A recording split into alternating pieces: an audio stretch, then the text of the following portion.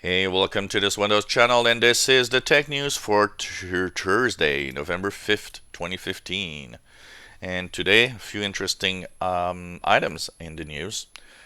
First news item about the Windows 10 Fall update. Now we are pretty sure that the date is November 12th. We've had these, it's apparently November 2nd. And then, it's apparently going to be at the same time as the Patch Tuesday. But insiders at Microsoft, internal little information has been pointing that, for those that have Xbox, you probably know that next Thursday, the 12th of November, is Windows 10 download for Xbox One. And that will be upgrading all Xbox One machines. Well, apparently that is also the same day they are going to send the fall update to everyone. So next Thursday, mark your calendar for November 12th. The fall update is supposed to arrive there next week. And of course, we'll have full details on this. We'll review the fall update, the new features, what's good, what's better, what's enhanced, and so on. And so it seems that this is the official date right now. So that's going to be interesting to see what we will have next week. And let's hope and cross our fingers that this is the official date for the fall update. This is what used to be called Threshold 2, basically. OneDrive this week. People mad at Microsoft for the decision on OneDrive. Well, I've got a little more details. Yesterday was an interesting talk about OneDrive on Windows Weekly from the Twit Network, and Mary Jo Foley and Paul Thurrott were talking about OneDrive and the decision. And it is apparent that this decision, first of all, according to them, Microsoft will not back down on this. It will not change and go back to what it was before. And whatever users do and complain about, apparently it won't change the decision. And that decision, even though they said, some users are hogging, our OneDrive using the space, and they have like terabytes and terabytes of stuff. And apparently that's a bogus, decision or bogus idea here. It's not because of that.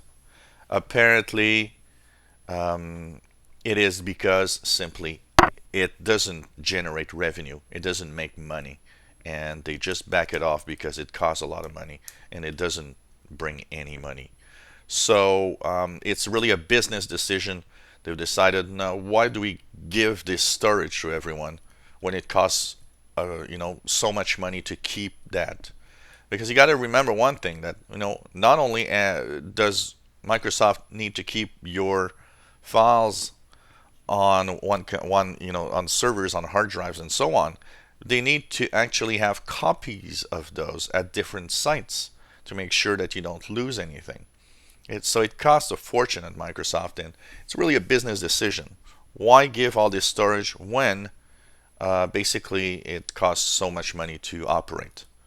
So apparently, it's really the idea that not to expect to have Microsoft go back on this decision, which is purely a business decision, basically. One interesting fact, though, is if you were on the free 15 gigabyte storage and you were over your limit, apparently there's some kind of little gift that Microsoft will or has started to give out, is that if you had more than 5 gigabytes on that storage, what you can do is, apparently they're giving away a free 1-year subscription to Office 365, and it pushes your storage to 1 terabyte. So that's an interesting turn of events, and I don't know why they do that, but it's interesting to see that they actually want to give a 1-year subscription. So I don't know what the details are. Maybe you should check that out and see what the offer is. And of course, I would bet that that's in the idea, basically, that you will also maybe after a year want to continue the subscription, basically.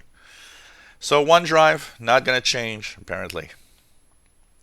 Windows Store for Business. You know what? Last year, when Microsoft was starting to talk about the release of Windows 10 and everything, what happened is they've actually mentioned that there was a Windows Store for consumers, the one we have in our Windows 10, but that there was also going to be a Windows Store for business.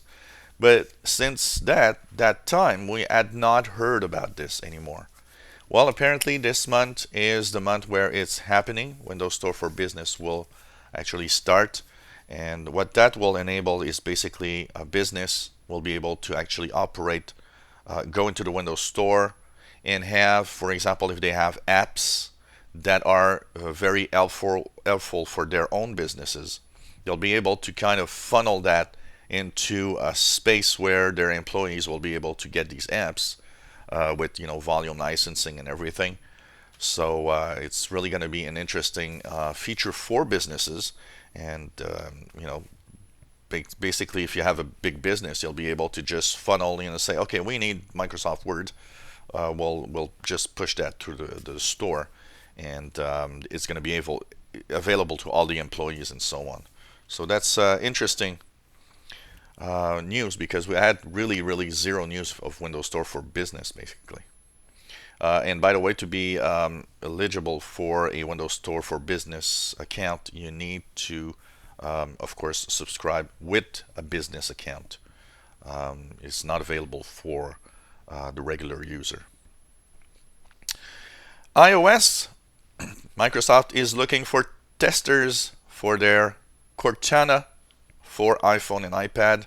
So I don't know if it's still available, but apparently they are looking at getting some people to test Cortana in the iOS environment. That's going to be interesting to see, having Siri on iPhone and Google Voice on the Android side, and now Cortana available through these platforms.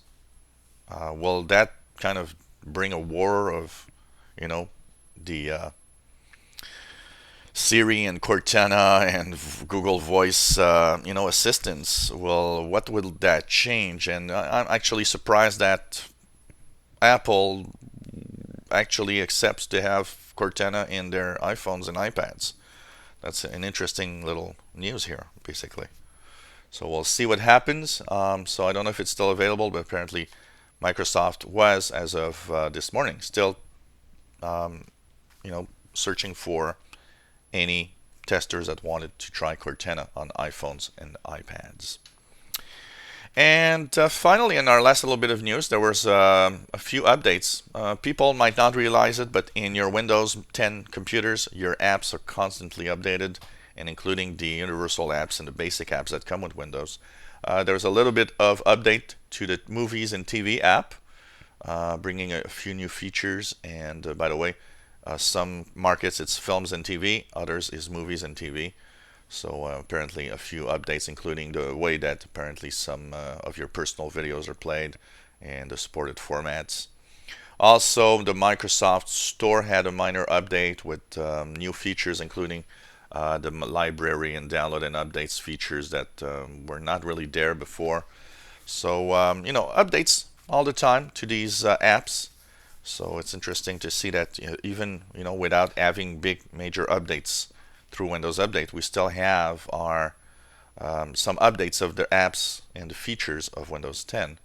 And by the way, a lot of people have been asking me, okay, do a video on the photo app, do a video on the on all the basic apps, including the store. You know what? I did one on the store. I did a few, but I am waiting for the fall update to actually go back into that, and I'll be revisiting some of the apps, because I know the fall update will bring new features and change some of the features of these apps. So I want to make sure that when I show you the apps, they're going to have the features that are the latest features, and not show you a feature that they just take out or change in the fall update.